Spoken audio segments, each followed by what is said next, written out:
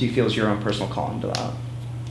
I think for me, I do a couple different things, but mainly it revolves around working with mission-led organizations, whether they be nonprofits, social enterprises, or environmental groups, and really helping craft their story is a big part of it, but also helping to ensure they have the resources they need to meet their missions. So I do a lot of fundraising work and board development and sort of executive support work. Great. DER. I think that any opportunity for fundraisers to come together with their peers is really important. Earlier today I talked about the fact that we've entered a world where everyone is smarter than anyone. And so no matter how much somebody knows that you can get as one of your esteemed speakers, when you have an opportunity to be surrounded by your peers and to learn from them, that's always going to be the optimal opportunity for professional development. Great. Just DER. Again, I think it's a phenomenal networking opportunity. I mean, if you're working in fundraising or nonprofit management, the opportunity to come together with your peers, learn from their experiences and their perspectives, and really just share resources and contacts. It's a phenomenal breeding ground for people to exchange ideas, relationships, and other best practices that can help any organization excel. Great. And so this to offer someone who is starting out year 1, 2 in a nonprofit, someone who's sort of mid-career, and then someone at a senior level. For each of those three, what does DER have to offer them? Sure. I mean, I think as far as what DER offers people that are new to the sector, it's really an opportunity to learn from people who have years and even decades of experience in professional fundraising and to benefit from those experiences. So to kind of learn what's been most helpful, both from a standpoint of best practices and useful resources, but also worst practices and pitfalls to avoid. And then in terms of what DER can offer someone at the midpoint of their career, I think it's really networking and a professional development opportunity to hear from experts, to mingle with their peers, and hopefully to be able to support some folks that are earlier in their careers, possibly even do some recruiting or land job opportunities.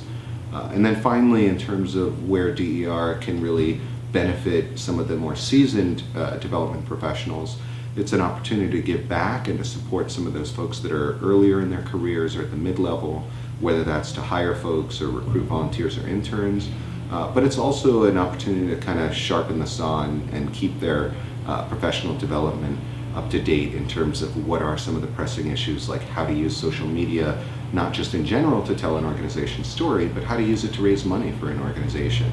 And so those kinds of topics are the ones that DER is really committed to making sure that it addresses with its events, as well as providing really phenomenal networking opportunities. Great. So I think DER does a lot of things in terms of ongoing professional development and how to help people connect with the emerging trends and really where the opportunities are from a fundraising perspective for nonprofits. In my mind, they kind of do that in a couple different ways. One is through educational programming, events like the one that I just spoke at today on how to use social media for fundraising and for marketing purposes. But the other is through networking and social events, getting together at their legendary holiday party, and also extending that networking opportunity online, where they have a pretty robust online community where people can really mutually support each other and just reach out when they have a question or a need, and know that there's an active community of folks that are listening and really responding to those needs and opening up their Rolodexes and their backgrounds. How's that an asset to a DER member? So I think DER brings to bear a tremendous diversity of its members, of its event attendees, and just the community that it represents.